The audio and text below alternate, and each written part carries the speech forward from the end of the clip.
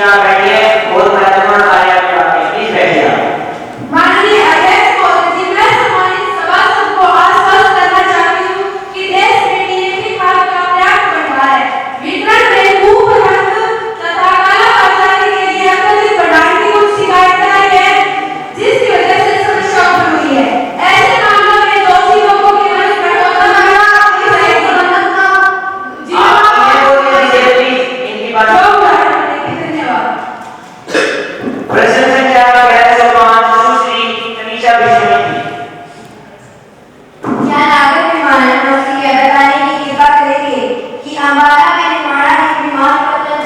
क्या है, तत्संबंधी ब्यौरा क्या है, हमारा विमानपत्तन से उड़ानों का संचालन शुरू होने में देरी के क्या कारण है, तत्संबंधी ब्यौरा क्या है, हमारा विमानपत्तन से उड़ानों का संचालन शीघ्र शुरू करने के लिए क्या उपाय किए जा रहे हैं, यदि हाँ तो तत्संबंधी ब्यौरा क्या है, और क्या सरकार हरियाणा राज्य में मौजूदा टर्मिनलों, हवाई पट्टियों के विकास या नई नागरिक विमान अवसंरचना बनाने पर विचार कर रही है, यदि हाँ तो तत्संबंधी ब्यौरा क्या है।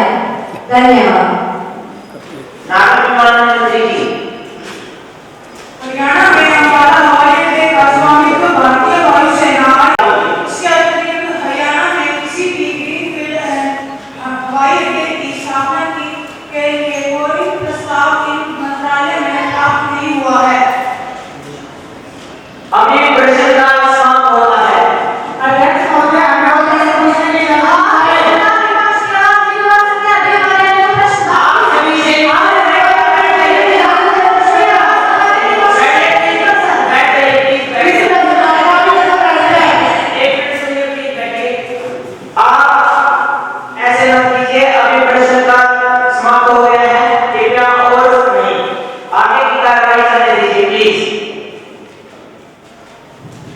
अब सुनने का कारण होता है, सुश्री नगीता अपना मुद्दा उठाएं। अध्यक्ष महोदय, 3 मई 2023 से मणिपुर राज्य में मैतेई और कुकी साम्राज्य के बीच एक दिग्विजय हिंसा की श्रृंखला आरंभ हुई है। इस हिंसा में 218 लोग मारे गए तथा हजारों की संख्या में घायल हुए। इस समय तक 54,487 लोग आतंकी रूप से विस्थापित हुए हैं। यह हिंसा लगातार जारी है तथा मणिपुर राज्य में स्थिति आज भी सामान्य नहीं है। बड़े पैमाने पर हिंसा, तोड़फोड़, इंटरनेट बैन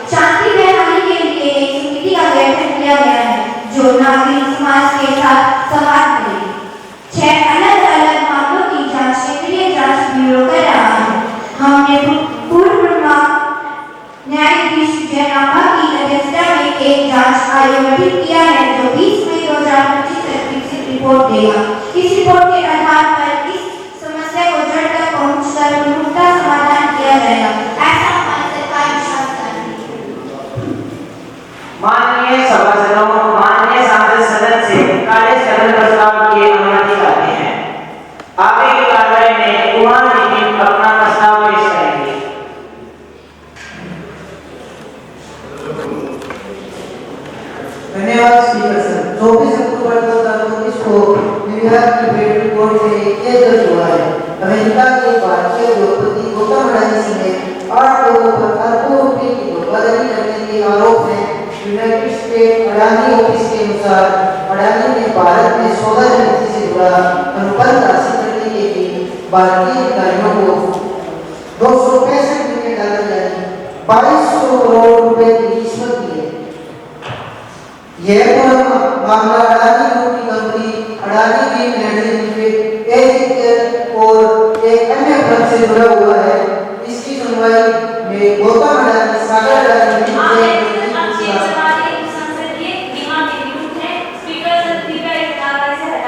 जी बैठिए, आप इसको रिपोर्ट से रीड करते रहेगा। प्लीज आप बोलिए। साइलेंट जैसी सौरभ अग्रवाल, दीपक मल्होत्रा और रुपेश अग्रवाल को आरोपी बनाया गया है। प्राप्त सूचना के अनुसार गौतम अडानी और सागर अडानी के विरुद्ध गिरफ्तारी वारंट जारी किया गया है। सागर अडानी के अधिकारी हैं। अडानी द्वारा रिश्वत में दिया गया पैसा अमेरिकी निवेशकों का है। आरोप है कि रिश्वत के इन पैसों को लुटाने के लिए उन्होंने अमेरिकी निवेशकों और बैंकों से झूठ बोला है। अमेरिकी कानूनों के तहत कुछ पैसे को रिश्वत के रूप में देना अपराध है। फंड जुटाने के लिए अमेरिकी निवेशकों और अंतर्राष्ट्रीय निर्माताओं से कुल $3 मिलियन यानी 25,330 करोड़ रुपए की रकम बताई है। आरोप है कि इस स्कीम को आगे बढ़ाने के लिए अडानी ने भारतीय अधिकारियों से कई मुलाकातें की है। सागर और जैन ने स्कीम पर काम करने के लिए कई मीटिंगें की। कोर्ट में कहा गया है कि साइड ने अपनी सौरभ अग्रवाल, दीपक मल्होत्रा और रुपेश अग्रवाल ने भारतीय स्कीम में ग्रेड बिजली और US securities and exchange commission की जांच रोकने की साजिश रची। इन सालों में स्कीम से जुड़े ईमेल, मैसेज और एनालिसिस भी मिटाए हैं। स्पीकर सर, अडानी ग्रुप ने 20 साल ग्रीन एनर्जी के लिए ब्रांड की बिक्री की घोषणा से $1 मिलियन यानी 5,064 करोड़ रुपए जुटाने की घोषणा की थी। इसके कुछ घंटों बाद धोखाधड़ी के आरोप सामने आए। ग्रुप ने यह पेशकश रोकते हुए स्टॉक एक्सचेंज फाइलिंग से कहा, United state department of justice और यूनाइटेड स्टेट एक्सचेंज कमीशन ने हमारे बोर्ड मेंबर्स के खिलाफ न्यूयॉर्क के डिस्ट्रिक्ट कोर्ट में क्रिमिनल केस किया है और ये एक सिविल कंप्लेंट दर्ज की है।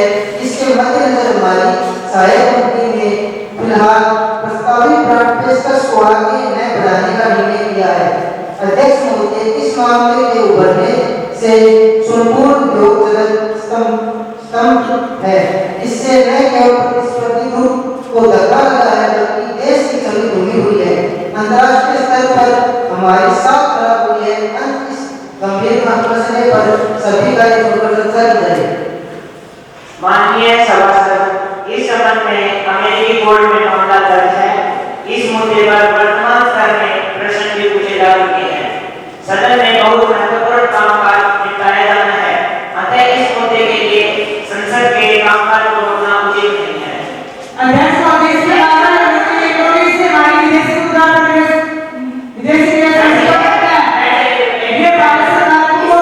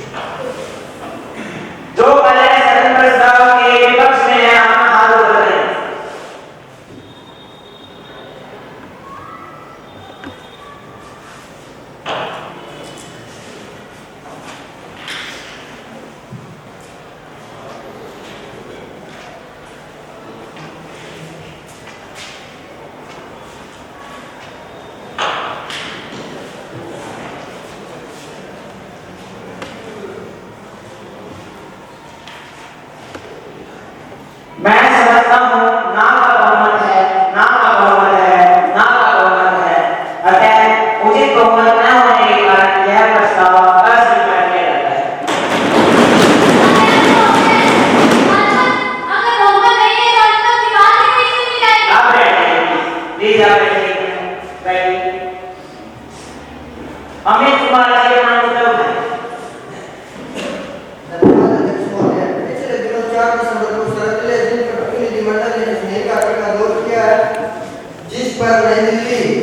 प्रसिद्ध समाचार पत्र ने कई रूप से संसद के विशेष अधिकार को भंग किया है। समाचार पत्र ने देश की अखंडता से जुड़ी टिप्पणी की है, वहीं पर सदन को गठबंधन तथा पक्षों का सदन का है। दूसरों की कमाई पर जीतते हैं, यह हमारी प्रतिष्ठा का सवाल है। इसलिए निवेदन करता हूं कि इस मामले को उठाने की अनुमति दी जाए। कुमार अमित जी, आपने इस संबंध में कोई भी नोटिस नहीं दिया है। आप समाचार कॉपी के साथ नोटिस दें, मैं विचार करूंगा। आप अब यह मुद्दा नहीं उठा सकते। मैंने कहीं ये देखा, खास सदस्य ने नोटिस भेज दिया।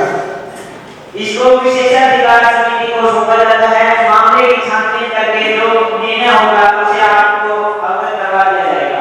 धन्यवाद अध्यक्ष महोदय।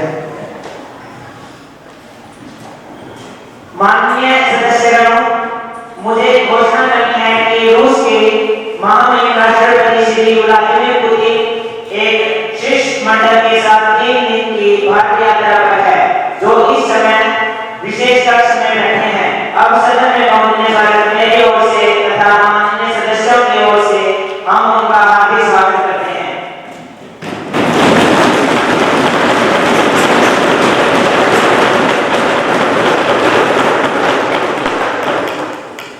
रूस तथा भारत के पुराने दोस्ताना संबंध रहे हैं। हम इन संबंधों को तरोताजा कर रहे हैं। आगे भी हम सहयोगी बनकर कार्य करते रहेंगे। हम अपने देश में इनकी सुखद यात्रा की कामना करते हैं। अब मैं सदन से इनका परिचय करवाता हूँ। आप हैं Shri Vladimir ji Putin, president of Russia.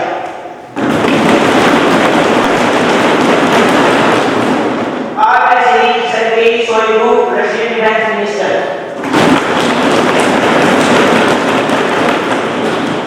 आप हैं Shri Sergei Lavrov, foreign minister.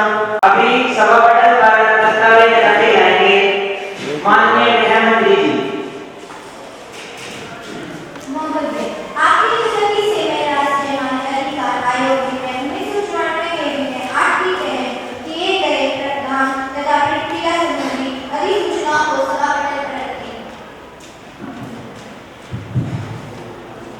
महिला एवं बाल विकास मंत्री जी। अध्यक्ष महोदय, मैं रिपोर्ट को सभा पटल पर रखते हैं। National commission for protection of child rights नई दिल्ली के वर्ष 2023-2024 के वार्षिक प्रतिवेदन की एक प्रति तथा लेखा परीक्षण देखें। National commission for protection of child rights नई दिल्ली के वर्ष 2023-2024 के कार्यक्रम की सरकार का समीक्षा की एक प्रति। धन्यवाद अध्यक्ष महोदय। अब हम ध्यान आकर्षण प्रस्ताव पर चर्चा करेंगे। कुमारी आंचल जी, माननीय शिक्षा मंत्री महोदय का ध्यान आकर्षित करेंगे। कुमारी आंचल जी। हमारे देश में शिक्षा का अधिकार भारत के 6 से 14 वर्ष आयु वर्ग के छात्रों को मिल दिया गया है। इसे व्यावहारिक जमा मैदान में उन्नत करने से तथा सरकार की कार्यवाही पर शिक्षा मंत्री जी का ध्यान आकर्षित करना चाहूंगी और आशा करूंगी कि वह इस पर अपना वक्तव्य दें।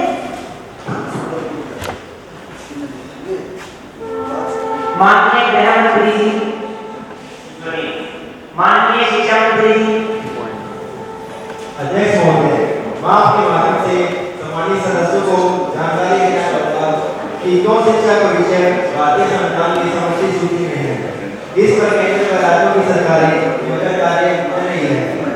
मैं सदन को जानकारी देना चाहूंगा कि केंद्र सरकार प्रत्येक बालक तक शिक्षा पहुंचाने के लिए गंभीर है। एसएसए के तहत संपूर्ण कर्ज का 65% सरकार वहन कर रही है। मध्याह्न भोजन योजना में केंद्र 75%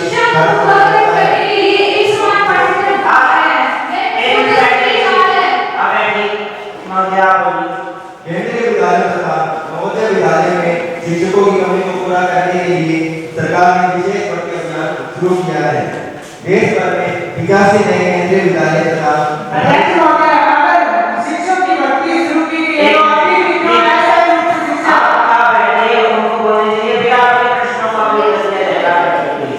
देश भर में 85 नए केंद्रीय विद्यालय तथा 28 नए नवोदय विद्यालय नए स्तर से संचालित किए जाएंगे।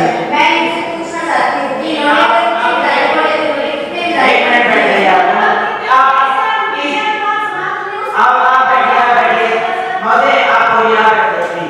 नए स्तर से संचालित किए जाने की स्वीकृति दी गई है। वर्तमान सरकार ने 45 नए प्राथमिक विद्यालय खोलने पर स्वीकृति दी है। अध्यक्ष महोदय, सदन को मैं बताना चाहूंगा कि स्कूल एजुकेशन के लिए केंद्र से अधिक भूमिका राज्यों की है। राज्य सरकारों से भी प्रत्येक बच्चे तक शिक्षा पहुंचाने के लिए इसे गंभीरता से लागू किए जाने का अनुरोध किया गया है।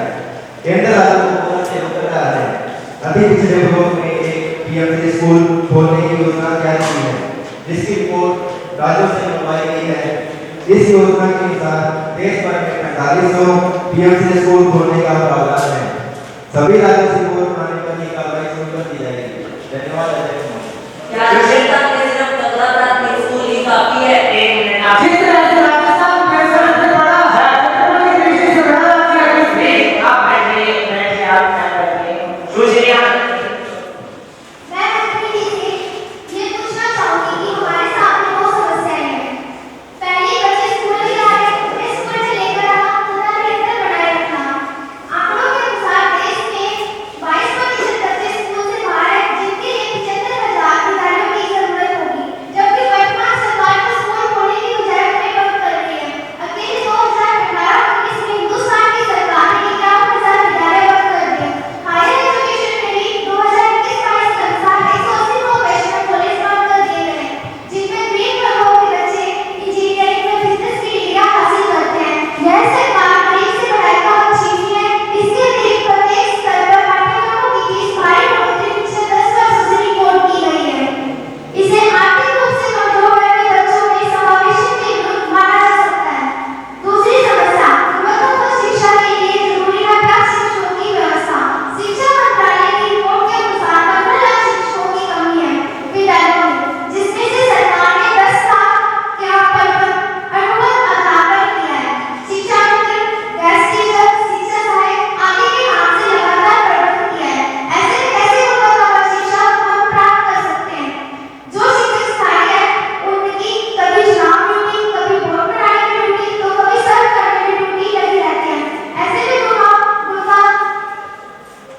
शिक्षा कैसे संभव हो पाएगी? प्राइवेट स्कूल में बीपीएल परिवारों के बच्चों के दाखिले संबंधी एक्ट धारा 134 का सीधा उल्लंघन हो रहा है। सुश्री प्रिया समिति अध्यक्ष महोदय, शिक्षा जैसे विषय पर बोलने का अवसर प्रदान किया, इसके लिए धन्यवाद। हम सभी जानते हैं कि आने वाला समय ज्ञान का समय होगा, भाग्यारों की नहीं ज्ञान की लड़ाई होगी। ऐसा जमाना आ रहा है साथियों, अनपढ़ों पर चारों तरफ से मार पड़ने वाली है। मैं बताना चाहती हूँ कि हरियाणा में जनरेटर असिस्टेंट सिस्टम कंप्यूटर सभी सरकारी स्कूलों में बिना देखे बंद पड़े हैं। विधानसभा शिकायत भेजी जाती है, लेकिन इन्हें ठीक करने के लिए कोई व्यवस्था नहीं है। क्या ब्लॉक लेवल पर एक ठेका नहीं रख सकता ताकि यह अपूर्ण विकास न करे? माननीय शिक्षा मंत्री माननीय अध्यक्ष महोदय, मैं आपके माध्यम से सदन को बताना चाहूंगा। हमारे मंत्री ने बताया कि 10,000 स्कूल बंद किए गए और आप बैठिए हमको बोलने दीजिए प्लीज। मैं आपके माध्यम से सदन को बताना चाहूंगा कि केंद्र सरकार ने सभी राज्यों को पत्र लिखा है कि वहां 10 से ज्यादा शिक्षा का अधिकार कानून लागू किया जाए, परमानेंट टीचर की भर्ती की जाए, शिक्षकों की भर्ती को अधिक गंभीरता से किया गया है। इसके अतिरिक्त गुणवत्तापूर्ण शिक्षा तथा सारे देश में एक ऐसा शिक्षा ढांचा खड़ा करने के लिए सभी राज्यों के शिक्षा बोर्ड में कुछ विषयों में एक अध्यक्ष महोदय, भारत में शिक्षा ढांचा के भगवान लागू हो गई है। वैसे सरकार लोग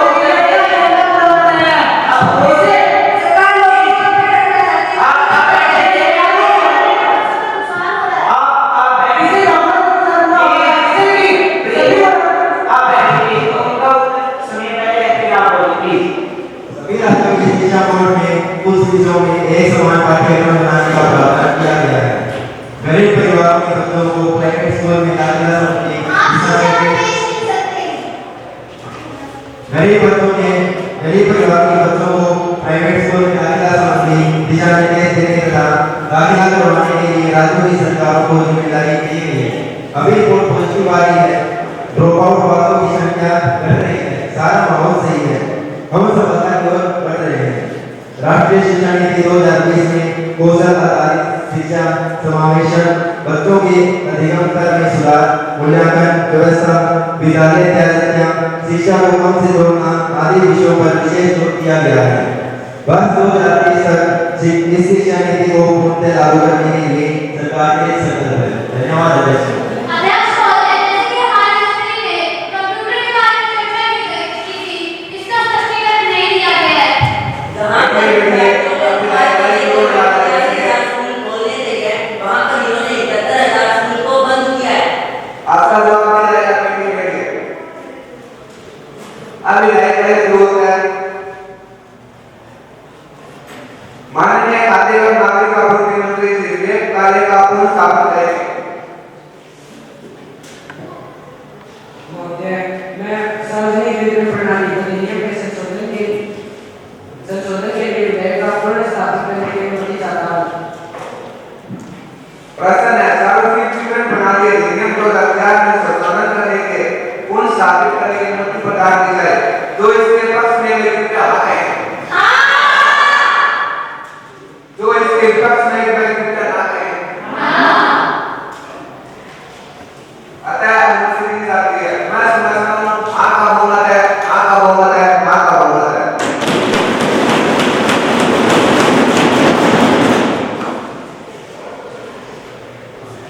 विधेयक पर विचार किया जाए, कितने बात शुरू होता है। अब सदन में सार्वजनिक शिक्षा अनुचित साधनों के रोकथाम विधेयक 2024 में विचार किया जाए, जिसका प्रथम वाचन मानसून सत्र में हो चुका है। दूसरा वाचन धारण किया जाए। कानून मंत्री। अध्यक्ष महोदय, मैं प्रस्ताव करती हूँ कि सभी शिक्षा प्रणाली को अधिक विश्वसनीय और पारदर्शी बनाने के लिए मामलों को अवगत करने वाले विधेयक पर चर्चा की जाए। महोदय, देश भर में की भारतीय राज्य सेवाओं के लिए विभिन्न व्यक्तियों द्वारा भर्ती परीक्षा आयोजित की जाती है। इस परीक्षा में प्रश्न लीक होने, गड़बड़ी और पारदर्शिता की शिकायत आती है। इन परीक्षाओं की विविधता, पारदर्शिता और सुविधा को बनाए रखने के लिए सार्वजनिक परीक्षा 2024 में किया गया है। इस विधेयक के मुख्य बिंदु है अनुच्छेद 1 तथा 2। विधेयक के शिक्षण एवं विभिन्न परिभाषाओं का विस्तृत वर्णन है। अनुच्छेद 3 सार्वजनिक परीक्षा में अनुचित साधनों को परिभाषित करता है। अनुच्छेद 4 अनुचित साधनों के लिए किसी भी व्यक्ति को या संस्था द्वारा साधन संबंधी परिभाषा एवं प्रावधान। अनुच्छेद 5 सार्वजनिक परीक्षा में व्यवधान के इरादे से परीक्षा केंद्रों में प्रवेश, बदनाम लेने, पेपर लीक करना, पेपर उचित रूप से होना, बर्बाद करने की मनाही। अनुच्छेद 6 अपराधों की रिपोर्ट करने हेतु दायित्व को निश्चित करना। अनुच्छेद 7 अधिकृत परीक्षा केंद्रों के उपयोग संबंधी दिशा निर्देश। अनुच्छेद 8 सेवा प्रदाता और अन्य द्वारा किए जाने वाले अपराध संबंधी प्रावधान। अनुच्छेद 9 अपराधों की संज्ञा गैर जमानत और गैर संज्ञा प्रकृति के बारे में विस्तृत प्रावधान। अनुच्छेद 10 अनुचित साधनों के दंड के संबंध में प्रावधान। अनुच्छेद 11 संगठित अपराध के दंड के बारे में विभाग। अनुच्छेद 12 या पुलिस अधीक्षक या सहायक एसआई के पद से नीचे का अधिकार इस अधिनियम को तय अपराधों की जांच का अधिकार नहीं रखता। विधेयक लोक सेवाएं एवं कर्मचारी चयन और रेलवे भर्ती बोर्ड, नेशनल टेस्टिंग एजेंसी और बैंकिंग कार्मिक चयन संस्था के अतिरिक्त केंद्र सरकार के सभी कर्मचारियों एवं विभागों के कर्मचारियों की भर्ती के लिए उनसे जुड़े कार्यों पर लागू होगा। केंद्र सरकार आवश्यकता पड़ने पर अधिसूचना के माध्यम से विधेयक में नए कार्यक्रम जोड़ सकती है। स्पीकर सर, मुझे पूर्ण विश्वास है कि सदन में माननीय सदस्य भी है, डॉक्टर गुलाम प्रतिस्पर्धा की भावना रखने वाले, लोक सेवाओं की शिक्षा में बैठने वाले सिस्टम विभाग के हितों की रक्षा इस विधेयक का स्वागत करेंगे और समर्थन करेंगे। प्रस्ताव पेश किया जाता है। सार्वजनिक परीक्षा अनुचित साधनों के रोकथाम विधेयक 2024 पर विचार किया जाए। श्री नवीन कुमार जी।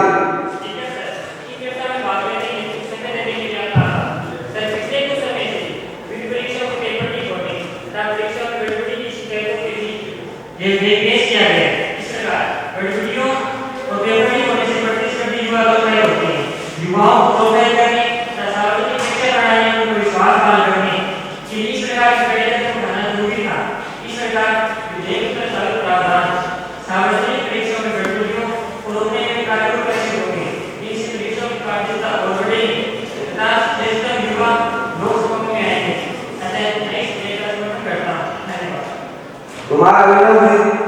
धन्यवाद स्पीकर सर, मुझे चर्चा में भाग लेने का अवसर प्रदान किया। महोदय, मैं इस बिल का स्वागत करता हूँ, जो कि सार्वजनिक परीक्षाओं में गड़बड़ी रोकने इस बात का प्रमाण भी है कि सार्वजनिक परीक्षाएं हालिया समय में पारदर्शी ढंग से आयोजित नहीं हुई है। यह सरकार और तंत्र की विफलता को दर्शाता है। आज सरकार ने यह भी पेश करके यह प्रमाणित किया है कि सार्वजनिक परीक्षाओं के मामले में वह बात साफ नहीं है तथा सरकारी असंवेदनशीलता ने न जाने कितने योग्य युवाओं के भविष्य से खिलवाड़ किया है। स्पीकर सर, इस बिल में ऐसा लगता है कि सार्वजनिक की सरकार द्वारा बहुत सी कमियां छोड़ी गई है जो सरकार की सार्वजनिक परीक्षाओं में पारदर्शिता और पवित्रता के नियम पर प्रशंसनीय है। इस बिल के अनुच्छेदन में गड़बड़ी करने वाली संस्थाओं पर 4 साल के प्रतिबंध का प्रावधान रखा गया है। ऐसी दोषी पाई जाने वाली संस्थाओं और व्यक्तियों पर अजीब प्रतिबंध क्यों नहीं लगाया जाना चाहिए? स्पीकर सर, मैं आपके माध्यम से इस बिल में रखी गई बहुत सारी कमियों को सुधार कर इसे मंजूरी का समर्थन देता हूँ। वर्तमान में स्वरूप में यह बिल सार्वजनिक परीक्षाओं की विश्वसनीयता को बहाल कर पाएगा, इस प्रसंगान है। दूसरे नमस्कार स्पीकर सर, इस चर्चा में भाग लेने के लिए समय दिया इसके लिए आपका धन्यवाद। महोदया, मैं इस बिल का समर्थन करती हूँ। स्पीकर सर, समृद्ध संसदीय परंपराओं की प्रक्रिया में इस बिल पर चर्चा हो रही है। मैं विधि एवं न्याय मंत्री महोदया से अनुरोध करूंगी कि इस बिल को प्रभावी तथा कारगर बनाने के लिए माननीय संसद द्वारा किए जा रहे बहुमूल्य सुधारों के अनुरूप आवश्यक प्रावधानों को भी जोड़ा जाए। इससे यह भी अधिक सक्षम तथा प्रभावशाली ढंग से सार्वजनिक परीक्षाओं को संपन्न करवाने के लिए मंच उपलब्ध कराएगा। सार्वजनिक परीक्षाओं को पारदर्शी, गड़बड़ी रहित और पवित्रता के साथ संपन्न करवाना सरकार की प्राथमिकता होनी चाहिए। इसके लिए जो भी आवश्यक उपाय करने पड़े वो सरकार को करने चाहिए। मैं इसका समर्थन करती हूँ। स्पीकर, सार्वजनिक परीक्षाओं की व्यवस्था में लंबे समय से सुधार के उपायों की मांग प्रतियोगी परीक्षा की तैयारी करने वाली युवाओं द्वारा की जा रही थी। आखिरकार सरकार के संबंध में बिल आना पड़ा। मैं सार्वजनिक परीक्षाओं में अनुचित साधनों की रोकथाम के लिए उठाए जाने वाले किसी भी कारगर कदम का समर्थन करती हूँ। स्पीकर सर, अगर सरकार इस विषय पर गंभीरता के साथ काम करना चाहती है तो मैं इस बिल की कुछ कमियों पर आपके माध्यम से सरकार का ध्यान आकर्षित करना चाहती हूँ। स्पीकर सर, गैर निर्धारित की गई थी परीक्षा की अवधि के पूर्ण निर्धारण के संबंध में तथा पुनः परीक्षा कितने समय के अंदर करवाना अनिवार्य है के संबंध में मौन है। इन दोनों विषयों पर प्रावधान की आवश्यकता है। अध्यक्ष महोदय, यह बिल अनुचित साधनों का लाभ उठाने वाले अभिव्यक्तियों के लिए उसे 10 साल की सजा का प्रावधान करता है। अयोग्य व्यक्ति अभ्यर्थी के रूप में लाभ लेने की वजह से गड़बड़ियों के मूल में है। अतः इस सजा को तथा इसके साथ साथ 10 लाख के प्रस्तावित जुर्माने की राशि को बढ़ाया जाना चाहिए।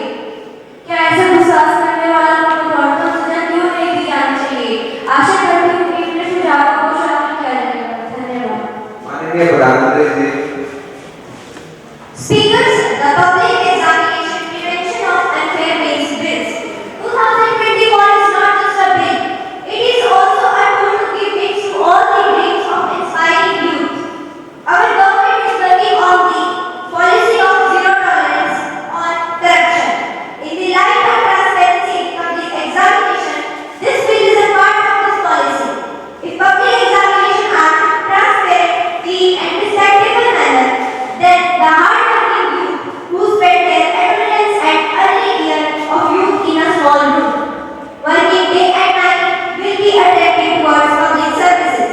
This will ensure that administration gets the service of the most qualified people. The public servant will be more efficient and capable in the work. This will give speed to the administration. This will prohibit the entry of people with low ability or incomplete people who enter the administration by hook or crook and through corrupt means.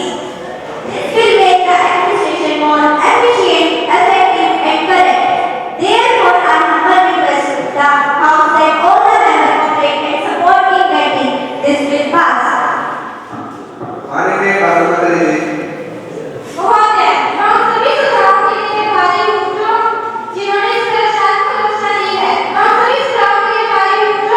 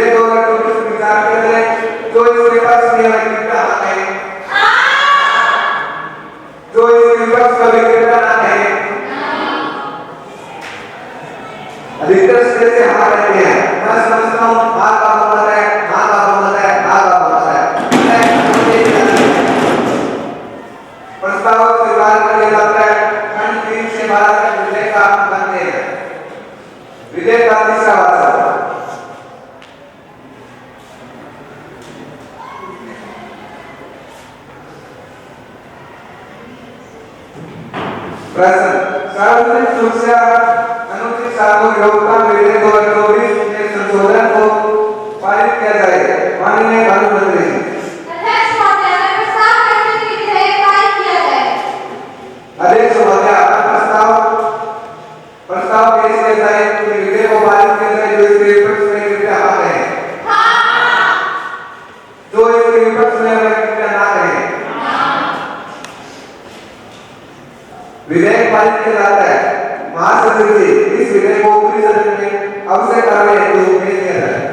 जी अध्यक्ष महोदय। अब सदन की कार्रवाई 10 दिनांक 2019/2024 पूरा 10 बजे तक के लिए स्थगित की जाती है। अब सभी याचिका के लिए खड़े हो जाए।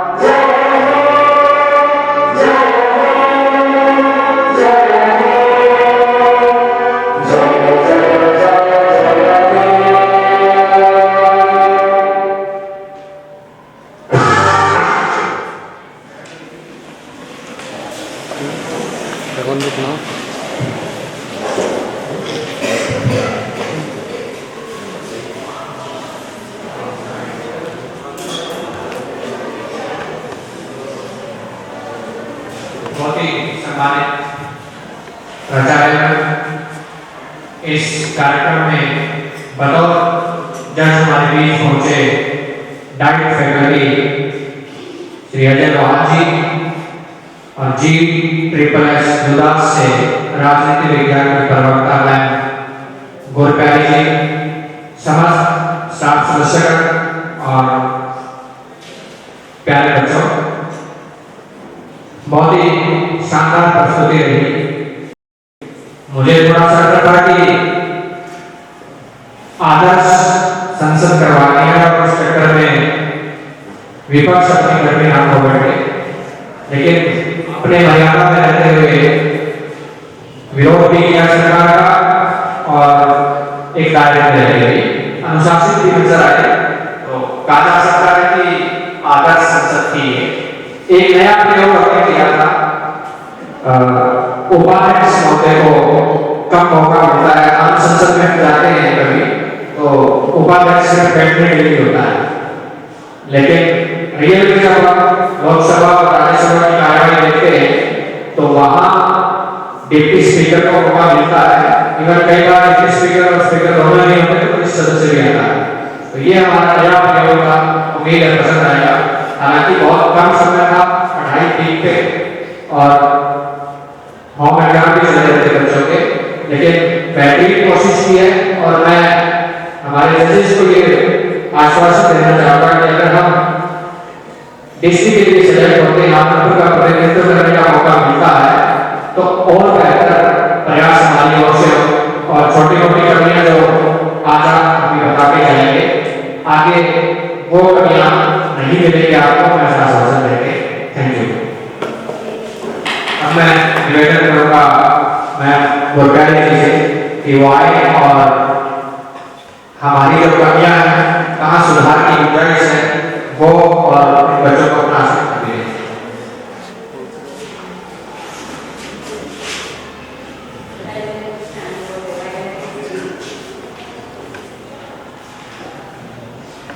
Honorable Principal Madam,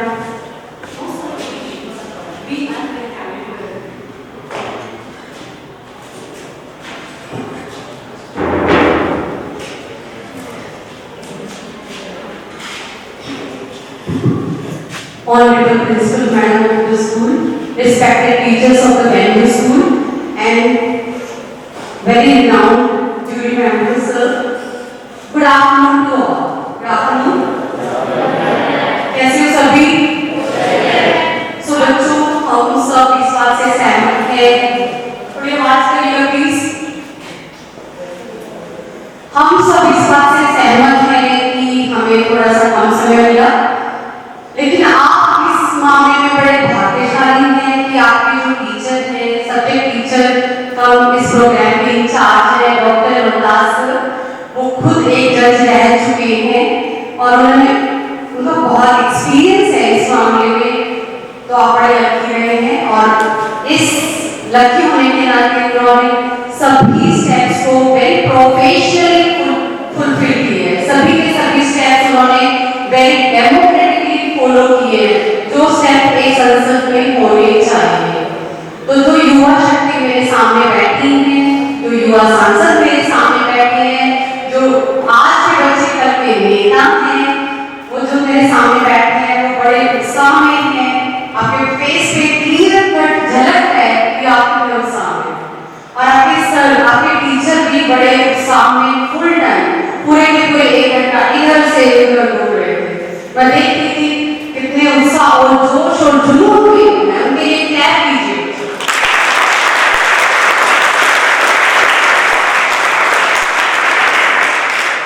ये कुछ सेकंड से क्लैप बहुत कम है उनके लिए बच्चों। उन्होंने इतने दिन मेहनत करवाई है, तब जाके ये मिशन, प्रोजेक्ट, असाइनमेंट कंप्लीट हुआ। और सर के साथ साथ इस स्कूल के सभी टीचर्स, मैं देख रही हूँ सभी टीचर्स रोज पे पढ़े। Really it is the result, it is the outcome of a team. renowned team. Once again clap for the whole team.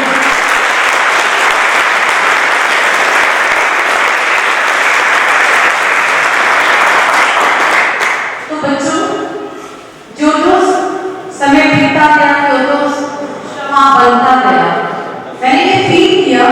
शुरू में मुझे थोड़ा सा ऐसे लगा, बट जैसे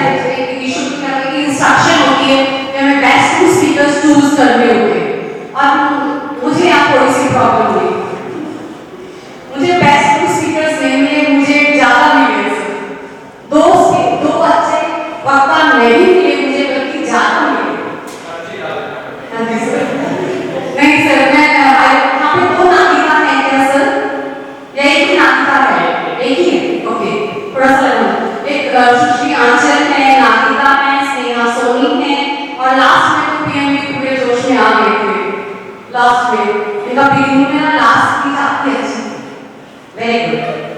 तो कानून मंत्री ने भी मैं उनसे उम्मीद कर रही थी संसद की गर्मी में कुछ पहनते नहीं है, ये लोग तो कानून मंत्री ने भी लास्ट में अपनी कानूनी दिखाई, कानून बना दिखाया कि यस, उनसे उम्मीद करती थी कि यस वो अच्छा करेगा, किया। और कहीं यहाँ पे सिर्फ स्पीकर ही अच्छे नहीं बैठे हैं, बच्चों कई यहाँ पे बहुत अच्छे नेता भी हैं, कई बच्चों के एटीट्यूड से लग रहा है सर, इसलिए they are going to become some special leaders in future. Really, you may clap for it, please.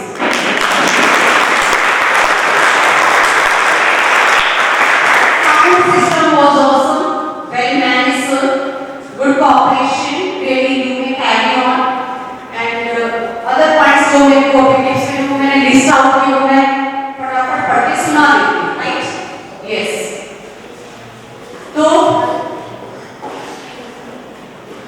Sir, yes, आप सभी क्वेश्चंस बहुत अच्छे थे सर। मणिपुर वाला इशू उठाना ही चाहिए और वो वहाँ पे हमें मिला, दैट्स ग्रेट। मणिपुर इशू होना ही चाहिए। रही बात, हम स्कूल में बैठे हैं, स्कूल के पार्ट में, तो एजुकेशन सिस्टम को बड़े डीपली आपने सर हाईलाइट किया, उसका विधेयक तक पहुंचे आप, विधेयक पारित भी हुआ, तो ये बहुत अच्छी बात है कि स्कूल के मेंबर्स होने के नाते विधेयक, हमने शिक्षा का विधेयक वहाँ पे पारित किया, right sir? Yes sir, go for it, very wow, awesome idea by you sir. Next, 8th पे कमीशन, स्वामीनाथन रिपोर्ट, मुझे सब बेहद पसंद आया है सर। रेलवे लाइन के बारे में ये एक छोटी सी एडवाइस थी कि आप अग्रोहा और जो एयरपोर्ट का इशू उठाया तो वहाँ पे आपको सिर्फ वहाँ जो हरियाणा, सर प्लीज हरियाणा छोड़ सकते थे, क्योंकि जब हमारी जो संसद है देश की राजधानी दिल्ली में चल रही है, थोड़ा सा बताना चाहिए हरियाणा पाला कहाँ है और अग्रोहा, हरियाणा के अग्रोहा, हरियाणा के राइट, लाइक दिस। सिर्फ सजेशन है sir, please. Being very experienced, you will welcome my very short and suggestions. So एक दो बच्चों में जैसे वहाँ माइक ने अच्छा किया, पर जिन बच्चों के पास माइक, जरूरी बच्चों के पास माइक पहुँचे, हमें इस केस में, संसद के केस में, हमें बिना माइक भी इंडिपेंडेंट बनना पड़ता है। तो एक दो बच्चे के पास नहीं पहुँच रहा था, उसके मैंडेटरी गाइडलाइन है कि नहीं, मुझे माइक की जरूरत ही नहीं है, मैं तो एक नेता हूँ, मैं तो एक सांसद हूँ, तो वहाँ पे थोड़ा सा मुझे लगा कि सिर्फ एक जगह ऐसा लगा, उधर था वो बच्चा, ठीक है। सर सभी स्टेप्स सबने बड़े स्मार्टली फॉलो किए, ये बहुत बड़ी बात है। Presentation was very good, very good. In the end, all is well that ends well. Anbala so bala. बहुत end तक बिल्कुल full interest आया program. Thank you sir for showing of such presentation. Thank you.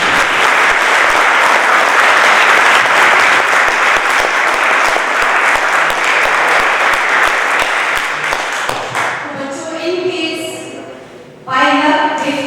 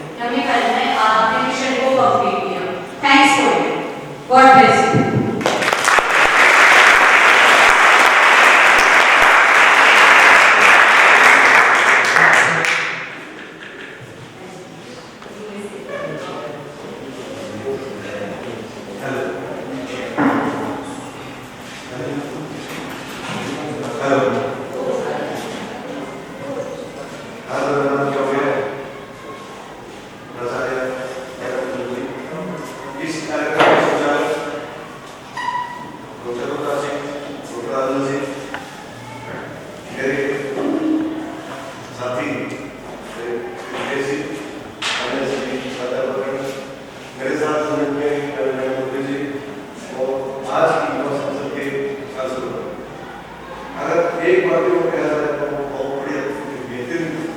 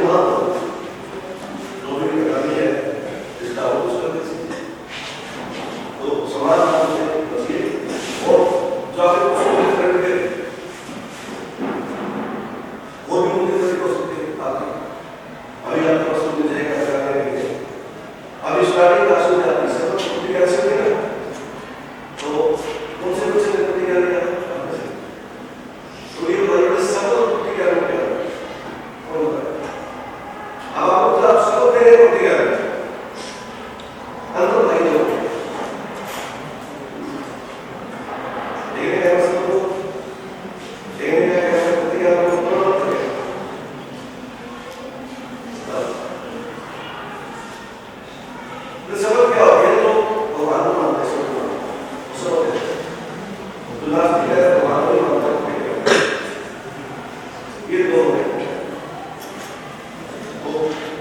आपका बिल्कुल ये आज हमारे कौन सी कार्य